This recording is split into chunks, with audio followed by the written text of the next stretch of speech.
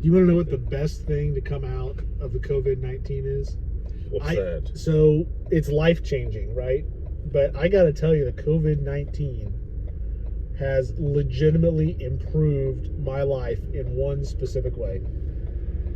Really? Yes. I have gotten almost zero junk mail. Well, see, the silver lining. This frozen Coke is delicious. Silver linings, man. No junk mail. Love it.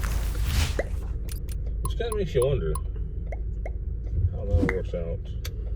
Hello and welcome to episode 3, season 2 of the Real Estate Geeks. We're here in the Rolling Realtor studio, unexpectedly, of course. Face for Radio Productions. Always surprised me. Much like no traffic. That is surprised me right now, too. You're telling me. So we're talking this series, this season, about remodels and when you do a remodel, should you do a remodel? What remodel should you do? What rooms are important to focus on? What kind of return are you going to get? What can you do to improve your Which is a very popular thing to do right now. A lot of people are at home, they have some time, and they're working on doing improvements to their home, right? We've talked about kitchens, good return on kitchens. Yes. We've talked about basements, unfinished space. We're going to do a little follow-up to that real quick. It is not a bad idea to add square footage to your home. You can do an addition to a single-level home. It doesn't have to be a basement. And that question kind of came up, and so I did do a little bit of research, as I'm known to do.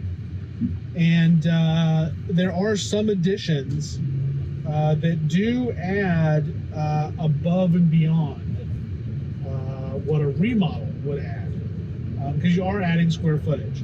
The two major ones are a additional bathroom, and that is especially true if you're going from a 1-bath to a 2-bath.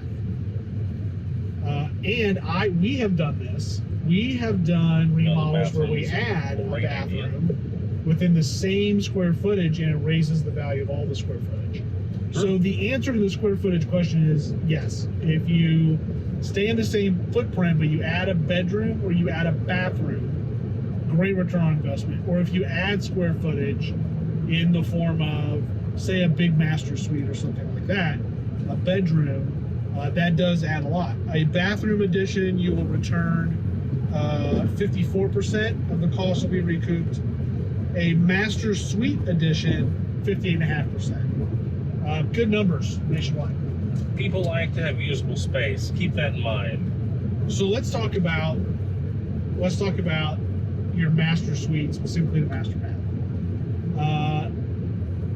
That is kind of the throne room, right? No pun intended. I mean that the master suite is exactly that. It is a place for the masters of the house to reside. It's kind of their space. And so that area, like we have buyers that go in, they'll look at the other 2 bedrooms in a house and say, yeah, it's big enough. But the master suite, that's a big deal. Yes. And it's a broad spectrum. Some people, it has to be a huge master bath. Don't care about really the space in the bedroom. Huge master bedroom.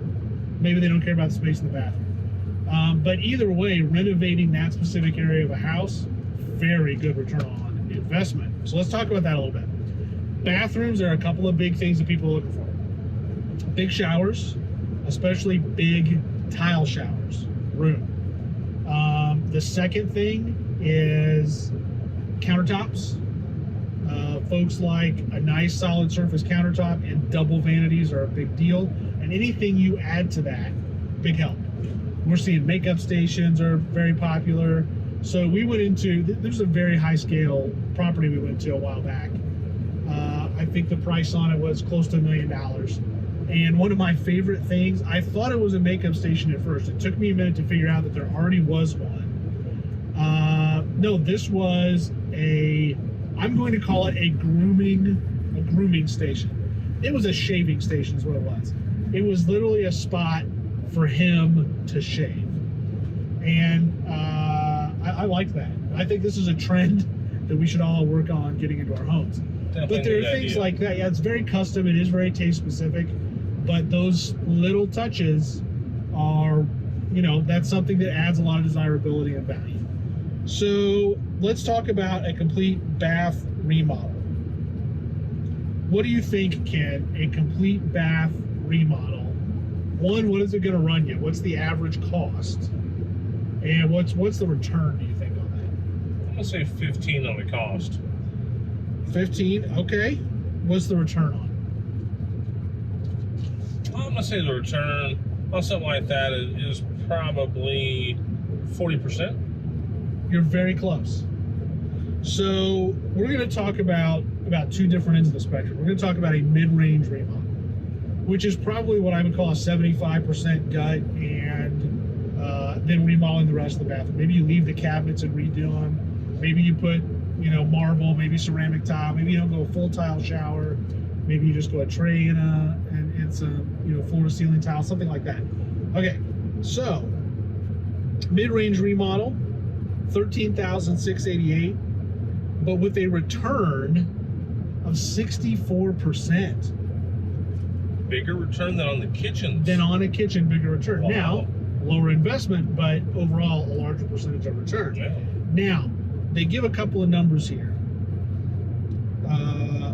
The what we would call the high scale or the high end remodel.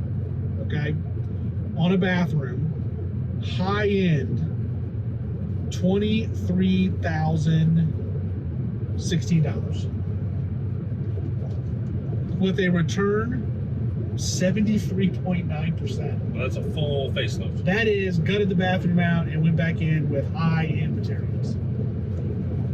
Well, same comments as on the kitchen. You're going to use it every day. You are going to use it every single day, without fail.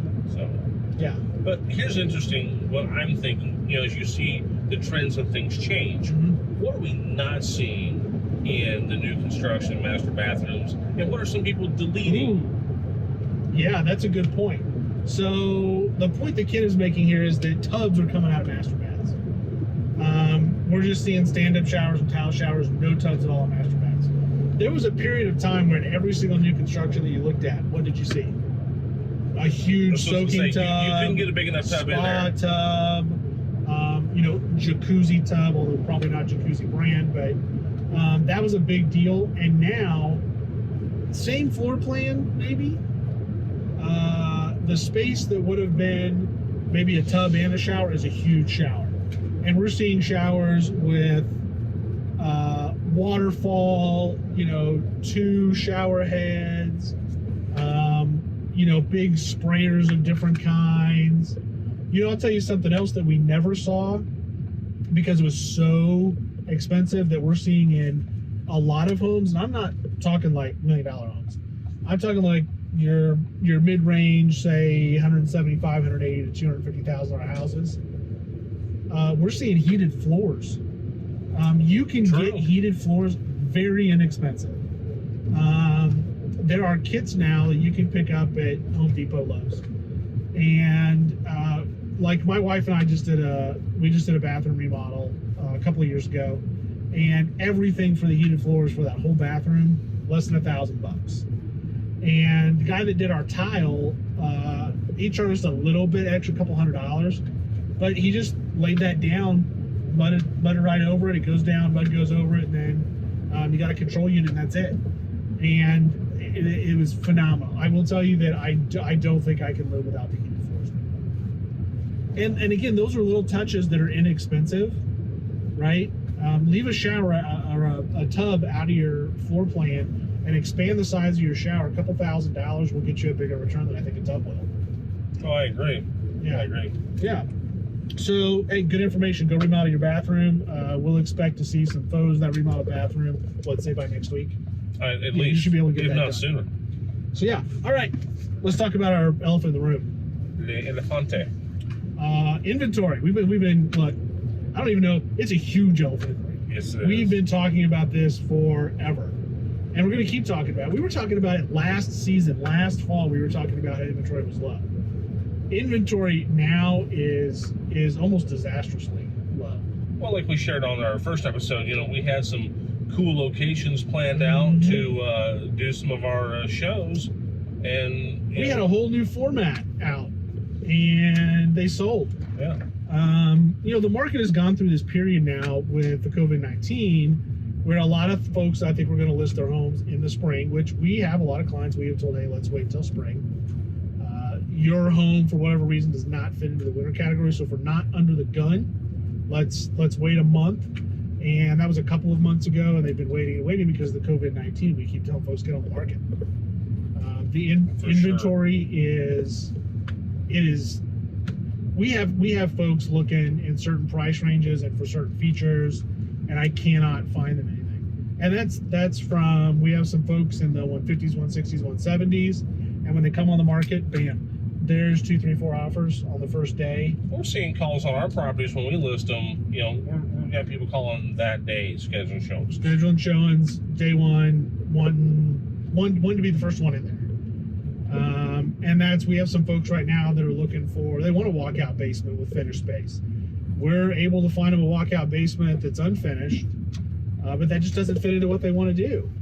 And so we're having a hard time finding them that additional finished square footage in their budget.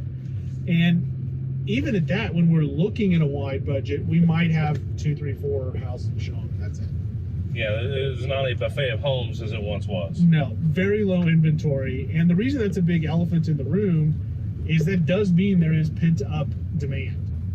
And I think from a seller's and a buyer's perspective, there's a risk here. I think that we're going to hit a tipping point where it is going to start to drive prices up, because there are a lot of homes selling with multiple offers at or above full price. Not a lot of negotiating going on, which is great for sellers. That becomes not always great for buyers. We've said this before. We like balance in the market. We definitely want prices to keep going up. That's good for everybody, even buyers. You don't want prices going down.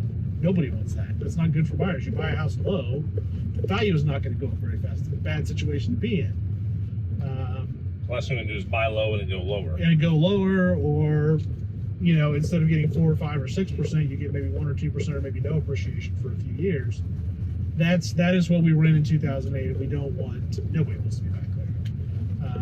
So get your house on the market. You're going to get a good price for it. There are buyers out there looking for it. I think the sooner this inventory opens up, that's going to really start moving our markets forward. Because we are kind of, we've lost about 30 days in the market right now. And I think we're going to make that up over the summer, because I do think that even buyers, even sellers kind of have pent up need to get on the market and get sold. Well, they're wanting to move on with their next phase, and then, as we've spoken of, there are buyers looking to buy. So it's shaping up to be a really, like you said, a really nice balance. Yeah. But it won't last forever. Just like these low interest rates, they're not going to last forever. Yeah. Okay. Thank you, and we're glad you watched. We're going to pick it up. We'll see you tomorrow.